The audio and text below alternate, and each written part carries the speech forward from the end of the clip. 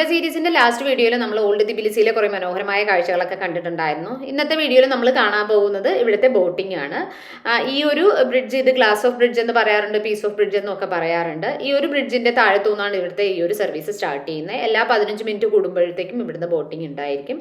Maximum പറ്റുവാണെങ്കിൽ evening ടൈമിൽ എടുക്കുന്നതായിരിക്കും കാണാൻ കുറച്ചുകൂടി നല്ല ഭംഗി ഉണ്ടാവുക. ഓൾഡ് തിബിലിസിൽ നിന്ന് ഈ ബ്രിഡ്ജ് വഴി നേരെ നമ്മൾ പോയി കഴിഞ്ഞാൽ എത്തുന്നത് റൈക്ക് പാർക്കിലേക്കാണ്. അവിടെ നിന്നാണ് നമുക്ക് കേബിൾ കാറൊക്കെ എടുത്തിട്ട് നരിക്കാല ഫോർട്ടസ്, അതായത് ആ ഒരു മദർ ഓഫ് ജോർജിയയുടെ സ്റ്റാച്യു ഒക്കെ കാണുന്ന ആ ഒരു ഏരിയയിലേക്ക് എത്താൻ പറ്റുന്നത്. പിന്നെ അതിന് മുകളിലായിട്ട് ഒരു ബൊട്ടാണിക്കൽ ഗാർഡനും ഉണ്ട്. ബഡ്ജറ്റഡ് ആയിട്ടുള്ള ട്രിപ്പൊക്കെ പ്ലാൻ ചെയ്യുന്നവരാണെങ്കിൽ ഇവിടുന്ന് കേബിൾ കാറിൽ മുകളിലേക്ക് പോയിട്ട് അവിടെ നിന്ന് നടന്നു വരാനുള്ള ഓപ്ഷനും ഉണ്ട്. പാർക്കിലെത്തുന്നതിന് മുന്നേ തന്നെ നമുക്ക് കട്ട് ചെയ്തിട്ട് ബോട്ടിങ്ങിൻ്റെ ഏരിയയിലേക്ക് പോകാനുള്ള ഓപ്ഷൻ ഉണ്ട്. അപ്പോൾ നമ്മൾ നേരെ പോകുന്നത് ബോട്ടിങ്ങിനാണ്. ഇവിടെ ചാർജ് വന്നിട്ടുണ്ടായിരുന്നു, ഞങ്ങൾ 4 പേർക്ക് 150 ലാറിയാണ് വന്നിട്ടുണ്ടായിരുന്നത്. ഇപ്പം നല്ല സീസൺ സമയമൊക്കെ ആണെങ്കിൽ ഒരാൾക്ക് 70 to 80 ലാറിയൊക്കെയാണ് ചാർജ് വരാറുള്ളത്. ഞങ്ങൾ ലാസ്റ്റ് സെപ്റ്റംബറിലാണ് പോയിട്ടുണ്ടായിരുന്നത്.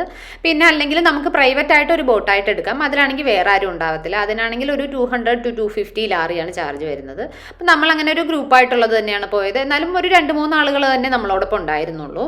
ആദ്യം നമ്മൾ ഈ ബ്രിഡ്ജ് ഓഫ് പീസിന്റെ അടിയിലൂടെയാണ് പോകുന്നത്. ഇതിന്റെ റൈറ്റ് സൈഡിലായിട്ട് ഓൾഡ് തിബിലിസിയും ലെഫ്റ്റ് സൈഡിലായിട്ടാണ് റൈക്ക് പാർക്കും വരുന്നത്. ഈ കാണുന്നതാണ് റൈക്ക് പാർക്ക്. ഇതിന്റെ ഉള്ളിൽ പോയി കഴിഞ്ഞ് കഴിഞ്ഞാൽ ഹോട്ട് എയർ ബലൂൺ ട്രൈ ചെയ്യാം. അതുപോലെ തന്നെ നമ്മൾ മുന്നത്തെ വീഡിയോയിൽ കാണിച്ചിട്ടുണ്ടായിരുന്ന ഒരു മ്യൂസിക് തിയേറ്റർ ഉണ്ട്, അത് കാണാം. പിന്നെ ഒരു പാർക്കാണ്, അത്യാവശ്യം ഒന്ന് കറങ്ങിയൊക്കെ നടന്നിട്ട് തിരിച്ചു വരാം. എന്തായാലും ഇങ്ങനെ ഈ വെള്ളത്തിലൂടെയുള്ള യാത്ര അത്യാവശ്യം നല്ല രസമുണ്ടായിരുന്നു. ഹാഫ് ആൻ അവറാണ് ഇതിന്റെ ഒരു ഡ്യൂറേഷൻ വരുന്നത്. ടർക്കി, ജോർജിയ, അസർബൈജാൻ ഇങ്ങനെ 3 കൺട്രികളിലൂടെ ഒഴുകുന്ന നദിയിലൂടെയാണ് നമ്മളിപ്പോൾ യാത്ര ചെയ്തുകൊണ്ടിരിക്കുന്നത്. ഇതിന്റെ പേര് ഖുറാ റിവർ എന്നാണ്. കുറച്ചുകൂടി മുന്നോട്ട് പോകുമ്പോൾ നമുക്ക് മെത്തേക്ക് ചർച്ച് കാണാം. ഈ ചർച്ച് നമ്മൾ സിറ്റി ടൂർ ചെയ്ത സമയത്ത് കണ്ടിട്ടുള്ളത് തന്നെയാണ്. അത് കഴിഞ്ഞിട്ട് നമുക്കിപ്പോൾ ഇവിടെ ഒരു ബ്രിഡ്ജ് വരുന്നുണ്ട്. ബ്രിഡ്ജ് ക്രോസ് ചെയ്ത് അപ്പുറത്തേക്ക് എത്തുമ്പോഴത്തേക്കാണ് നമ്മൾ ശരിക്കും ആ ഒരു ചർച്ചിന്റെ ഭാഗത്തിലൂടെ പോകുമ്പോൾ കാണാത്ത കുറേ കാഴ്ചകളൊക്കെ നമുക്ക് കാണാൻ പറ്റുന്നത്. ഇവിടെ ഇപ്പം ഇങ്ങനെ ഒരു കപ്പേള പോലെ ഒരു സ്ഥലം കാണുന്നുണ്ട്. അവിടെ ഇങ്ങനെ ഫ്രണ്ടിലേക്ക് ഇങ്ങനെ ബാൽക്കണി പോലെയൊക്കെ ചെയ്തിട്ടുണ്ട്. വെള്ളത്തിലേക്കാണ് ആക്ച്വലി ആ ഒരു ബാൽക്കണി നിൽക്കുന്നത്. അവിടെ ആൾക്കാരൊക്കെ നിൽക്കുന്നുണ്ട്. ഇവിടെ ഒക്കെ നല്ല ഭംഗിയാണ് കാണാൻ. ശരിക്കും ഈവനിങ് ഒക്കെ വരികയാണെങ്കിൽ വളരെ നല്ലതാണ്. കുറച്ച് ഇരുട്ടി കഴിഞ്ഞ് കഴിഞ്ഞാൽ ലൈറ്റ്സ് ഒക്കെ കാണാൻ നല്ല ഭംഗിയുണ്ടാവും. പക്ഷെ നമുക്ക് ഈ ഒരു പ്രകൃതി അങ്ങനെ ആസ്വദിക്കാൻ കിട്ടുന്നുണ്ടാവില്ല.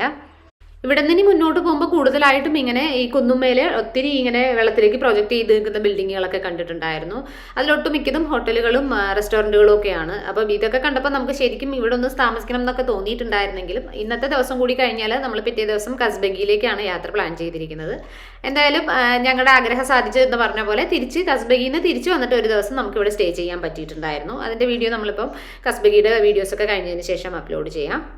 പിന്നെ ഈ കാണുന്ന ബിൽഡിങ്ങുകളുടെ ഇടയ്ക്കൂടെയൊക്കെ ഇങ്ങനെ താഴേക്ക് ചെറിയ ചെറിയ വെള്ളച്ചാട്ടം പോലെ വരുന്ന ഭാഗങ്ങളൊക്കെ കണ്ടിട്ടുണ്ടായിരുന്നു. കുറച്ചുകൂടി മുന്നോട്ട് എത്തുമ്പോൾ അത്യാവശ്യം നല്ല വലിപ്പത്തിലുള്ള ഒരു വെള്ളച്ചാട്ടം പോലെ ഉണ്ടായിരുന്നു. അവിടേക്ക് നമുക്ക് നന്നായിട്ട് ബോട്ട് അടുപ്പിച്ച് തന്നിട്ടുണ്ടായിരുന്നു.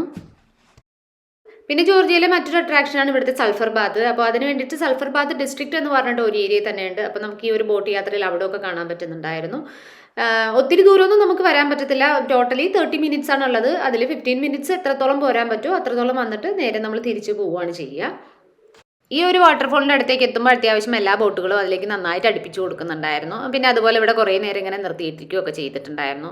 അപ്പോൾ ഇവിടുത്തെ മരങ്ങളൊക്കെ ഇങ്ങനെ നന്നായിട്ട് വെള്ളത്തിലേക്കൊക്കെ ഇങ്ങനെ വീണ് കിടപ്പുണ്ട്. അതിൽ കുറേ കിളികളെയൊക്കെ കാണുന്നുണ്ടായിരുന്നു. അപ്പോൾ ഇവിടെയൊക്കെ കുറച്ച് നേരം ഒന്ന് സ്പെൻഡ് ചെയ്തിട്ടാണ് ബോട്ട് തിരിച്ചിട്ടുണ്ടായിരുന്നത്.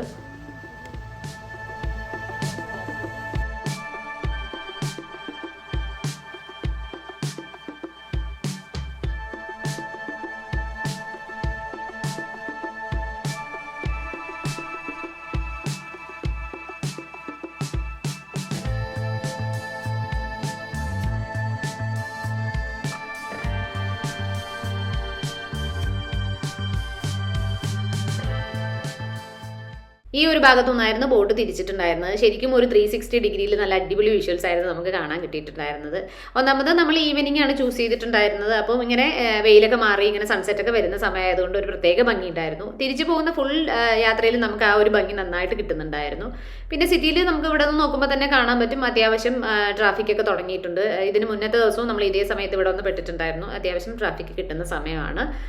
പിന്നെ ഇവിടുത്തെ ബിൽഡിങ്ങുകളൊക്കെ കാണാനൊക്കെ നല്ല ഭംഗിയായതുകൊണ്ട് ഞങ്ങൾ ഇപ്പം ഇന്ന് രാവിലെ ആണെങ്കിലും കുറേ അധികം അങ്ങോട്ടും ഇങ്ങോട്ടും തേരാപാര നടക്കുക എന്ന് പറയില്ല, അതേ സംഭവം തന്നെയായിരുന്നു. ഞങ്ങൾ കുറേ പ്രാവശ്യം അതിൻ്റെ മുന്നിലൂടെയൊക്കെ നടന്നിട്ടുണ്ടായിരുന്നു. പിന്നെ തിബിലിസിയിലെ ഫസ്റ്റ് ഡേ തന്നെ പാർക്കിങ്ങിൽ ഒത്തിരി ബുദ്ധിമുട്ടൊക്കെ കിട്ടിയത് കാരണം നമ്മൾ ഈ സിറ്റി ടൂറിന് കംപ്ലീറ്റ് ആയിട്ടും ടാക്സി തന്നെയാണ് യൂട്ടിലൈസ് ചെയ്തിട്ടുണ്ടായിരുന്നത്. അപ്പോൾ അത് കാരണം പാർക്കിങ് കാര്യങ്ങളൊന്നും അധികം ടെൻഷൻ അടിക്കേണ്ടി വന്നിട്ടുണ്ടായിരുന്നില്ല. പിന്നെ ഇവിടെ തന്നെ നമ്മളിപ്പം മുന്നോട്ട് പോകുമ്പോൾ നമുക്കൊരു ബിൽഡിംഗ് കാണാൻ പറ്റും.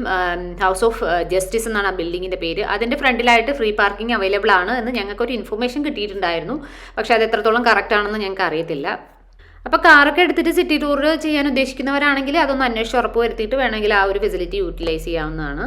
ഇവിടെ നിന്ന് തന്നെ നമുക്ക് ബ്രിഡ്ജ് ഓഫ് പീസ് കാണാൻ പറ്റുന്നുണ്ട്. ഈ ബ്രിഡ്ജിനും കുറേ പ്രത്യേകതകളൊക്കെ ഉണ്ട്. ഇത് സ്റ്റീലിലും ഗ്ലാസ്സിലും ഒക്കെയാണ് നിർമ്മിച്ചിരിക്കുന്നത്. പിന്നെ ഇതിൻ്റെ ജോയിൻറ്റുകളിലൊക്കെ LED ലൈറ്റുകളുണ്ട്. 10,000-ഓളം LED ലൈറ്റുകളാണ് ഇതിൽ ഫിക്സ് ചെയ്തിരിക്കുന്നത്. സൂര്യാസ്തമയത്തിന് ഒരു 90 മിനിറ്റ്സ് മുന്നെയാണ് ഇത് കത്തുന്നത്. അതുപോലെ സൂര്യൻ ഉദിച്ചു കഴിഞ്ഞ് ഒരു 90 മിനിറ്റ്സ് കഴിയുമ്പോഴാണ് ഇത് ഓഫ് ആവുന്നത്.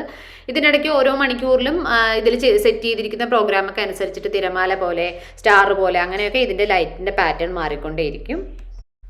2010 ഈ ബ്രിഡ്ജിൻ്റെ ഓപ്പണിംഗ് നടന്നിട്ടുണ്ടായിരുന്നത്. പിന്നെ ഈ ബ്രിഡ്ജ് കഴിഞ്ഞ ഉടനെ തന്നെ അത്യാവശ്യം നല്ല കളർഫുൾ ലൈറ്റൊക്കെ കാണുന്നത് ഒരു കാസിനോയാണ്.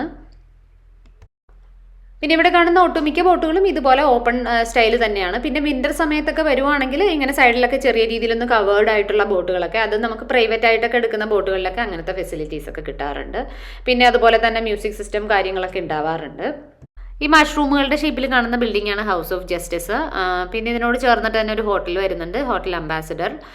അപ്പോൾ നമ്മുടെ ബോട്ടിങ്ങിൻ്റെ ടൈം ഏകദേശം അവസാനിക്കാറായിട്ടുണ്ട്. അതുപോലെ തന്നെ നമ്മൾ തിബിലിസിയുടെ ലോക്കൽ മാർക്കറ്റുകളൊക്കെ ഒന്ന് കറങ്ങി തിരിഞ്ഞിട്ടുണ്ടായിരുന്നു. അപ്പോൾ അതിൻ്റെ ഒരു വീഡിയോ കൂടി ഇനി അപ്ലോഡ് ചെയ്യാനുണ്ട്. അപ്പോൾ പുതിയ വീഡിയോ ഒക്കെ ആയിട്ട് ഉടനെ തന്നെ കാണാം. അതുവരേക്കും എല്ലാവർക്കും ബൈ ബൈ.